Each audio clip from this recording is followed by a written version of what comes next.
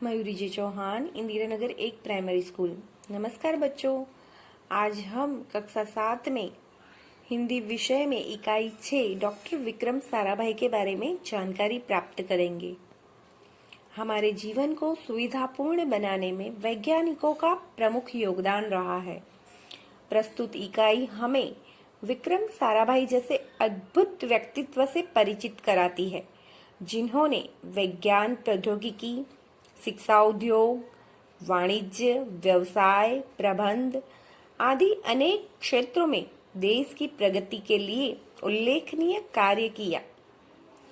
उनके जीवन की घटनाओं से प्रेरित होकर अवलोकन, परीक्षण एवं परिश्रम से वैज्ञानिक दृष्टिकोण विकसित कर हम भी महान वैज्ञानिक बन सकते हैं और मानव जाति की अनुपम सेवा कर सकते हैं। बच्चों, आप इस इकाई में पेज नंबर 34 पर ये जो तस्वीर देख रहे हैं, यह तस्वीर डॉक्टर विक्रम साराभाई की है। एक ऐसे महान वैज्ञानिक थे। जब वे मात्र 2 वर्ष के थे, तब गुरुदेव रविंद्रनाथ ठाकुर ने भविष्यवाणी की थी कि यह बालक बड़ा होकर बहुत यशस्वी बनेगा, और उस बालक ने उनकी भविष्यवाणी अपने कर्मों से सच साबित कर डाली। क्या आप जानते हैं वे कौन थे? वे थे हमारे महान वैज्ञानिक डॉक्टर विक्रम साराभाई। डॉक्टर विक्रम साराभाई का जन्म 12 अगस्त 1919 को अहमदाबाद में हुआ था। उनका परिवार एक प्रतिष्ठित उद्योगपति परिवार था। पिता का नाम अंबालाल तथा माता का नाम सरला देवी था। विक्रम साराभाई 8 भाई बहन थे। बाल्यकाल से प्रतिभावान विक्रम साराभाई के बचपन का यह प्रसंग उनके सफलता हासिल करने के बुलंद इरादे को दर्शाता है।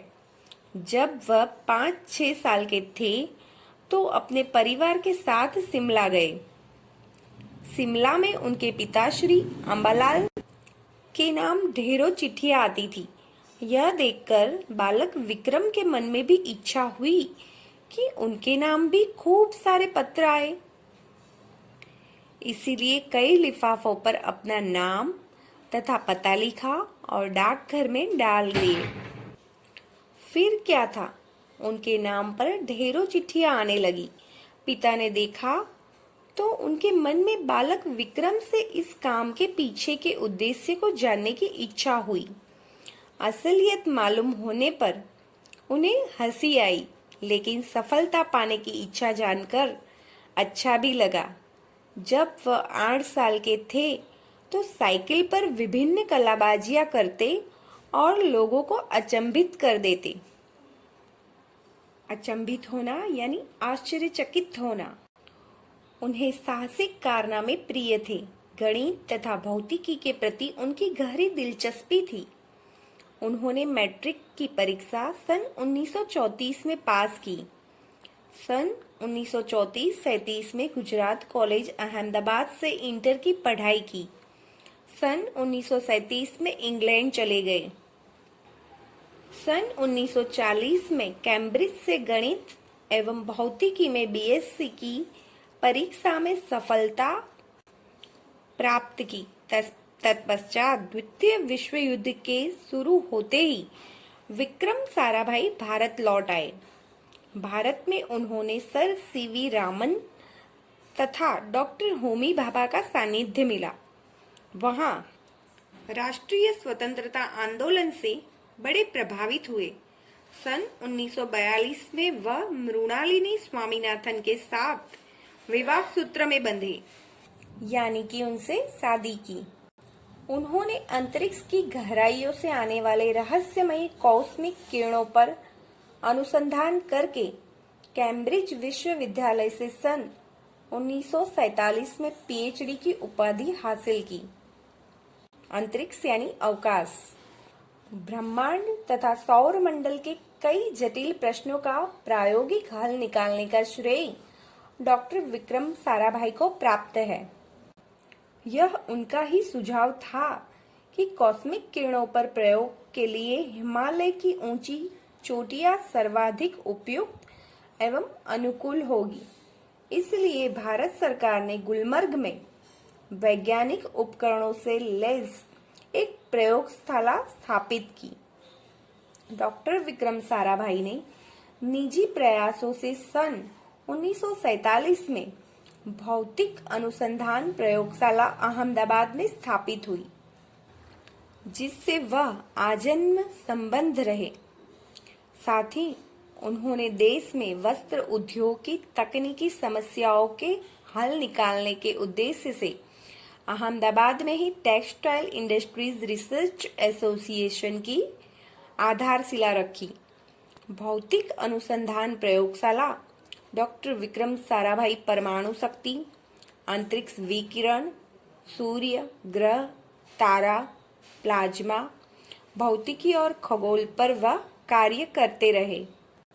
सन 1961 में वे परमाणु ऊर्जा आयोग के सदस्य बनाए गए। डॉक्टर भाभा की मृत्यु के पश्चात परमाणु ऊर्जा संस्थानों का भार युवा वैज्ञानिक डॉक्टर विक्रम साराभाई के कंधों पर ही आ गया। उन्होंने भारतीय अनुसंधान केंद्र का गठन किया। डॉक्टर विक्रम साराभाई इसके पहले अध्यक्ष बने। यह उनकी अगुवाई एवं अथक परिश्रम का ही परिणाम है कि भारत में दूरसंचार, दूरदर्शन एवं मौसम विज्ञान के लिए प्रक्षेपित अनेक उपग्रह अंतरिक्ष में सफलतापूर्वक कार्य कर रहे हैं। डॉक्टर विक्रम साराभाई ने अपना संपूर्ण जीवन भारत तथा विज्ञान के समग्र विकास के लिए समर्पित कर दिया। भारत के विकास में उत्कृष्ट योगदान देने के लिए उन्हें कई राष्ट्रीय और अंतर्राष्ट्रीय सम्मान प्राप्त हुए। सन 1962 में उन्हें डॉक्टर शांति स्वरूप भटनागर पुरस्कार, सन 1966 में पद्म भूषण तथा सन 1972 में मरणोत्तर पद्म विभूषण जैसे अलंकरणों से नवाजा गया। निशस्त्रीकरण के संबंधित कई महत्वपूर्ण अंतर्राष्ट्रीय संस्थाओं में भी भारत के प्रतिनिधि रहे।